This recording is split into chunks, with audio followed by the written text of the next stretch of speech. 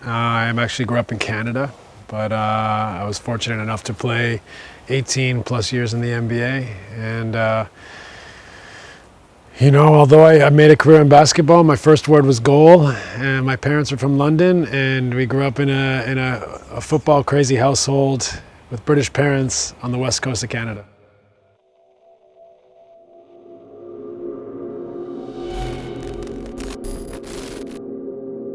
I really got lucky in a sense. I had an incredibly long and successful basketball career that allowed me to kind of pick and choose what I want to do when I retired. And I had the opportunity to get into ownership with the Vancouver Whitecaps in the MLS. I had an opportunity, obviously, to be involved with Real Mallorca, which is a dream come true. It's not something you think is ever going to happen. Someone approaches you and says, "Hey, we're thinking about buying a Spanish football team. Would you like to be a part of it with us?" That's not the type of thing you can write down necessarily as a goal. And so it was a really fortuitous opportunity. Look, I think when we went from third to second, we weren't saying, "Okay, we got to get up to first now." We're thinking, "Okay, we're back in second. We're in segunda.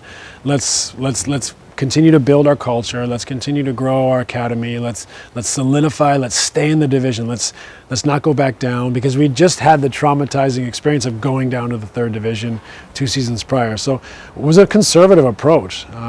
Halfway through the year, you're sniffing around the playoff picture.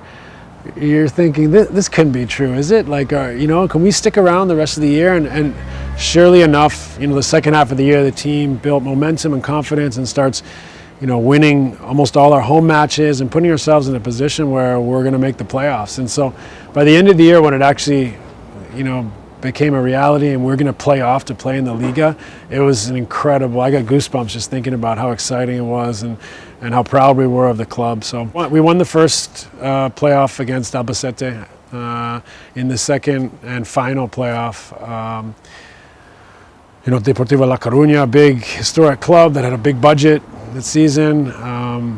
We lost the first leg in La Coruña 2-0. So we go home with the slim hopes that we could find our way into the division. But I don't know, there was always a feeling about our team that we wouldn't give up and that there had a little something special about us, that we had the players, the connectivity, the feeling that we could continue to battle and fight and create an opportunity. So we had a party here in Hermosa Beach, and we invited all our friends, and we had T-shirts made, and we had it put up on the big screen. And of course, the rest is history. We scored 3 incredible goals.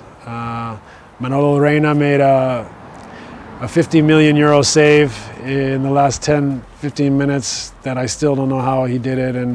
And my wife had a baby a week or 2 later, so I couldn't go, or else we would have been there. And so I'll tell you what, we were pretty upset and jealous not to be there, but the euphoria and the feelings of pride and excitement were incredible, even from thousands and thousands of miles away. I think my love of the game has just been such a part of my personality, even throughout my NBA career, that people here know me as a huge soccer fan and a former player as a kid. So I got the opportunity through TNT and Bleacher Report to be an analyst or a journalist when it comes to football. And so, really it's what I do. I watch football. I play football. I haven't played basketball for 6 years since I retired. I do still love basketball and I still watch some, but I watch 90+% more football than I do basketball nowadays. So Mallorca was, I think, the third opportunity we looked at in Spain, and we really liked what we saw. Thought it was a fantastic place with a great history, and thought there was a winner to be built there.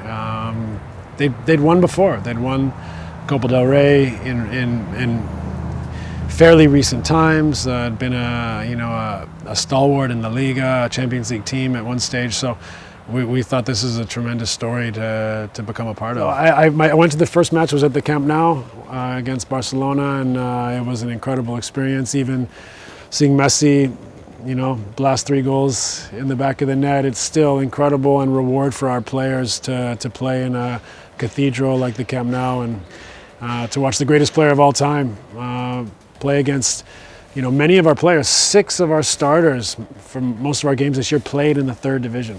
So it's just reward for their competitiveness, their desire, their passion, that they're getting an opportunity now to play against the top players in the world in some of the most historic stadiums in the world. And this is where we want to be and where we want to build our club from. We realize, having the lowest budget in the league, we're going to be fighting all the way to the end to survive and stay in the division.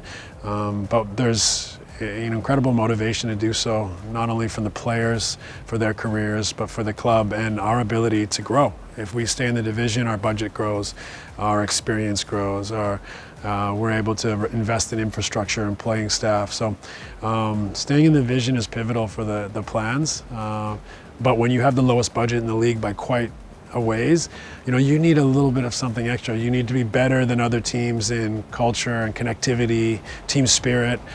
Fortunately, we're strong in those areas, so I believe in our team. But football, as we've learned the last few years, is crazy, and anything can happen.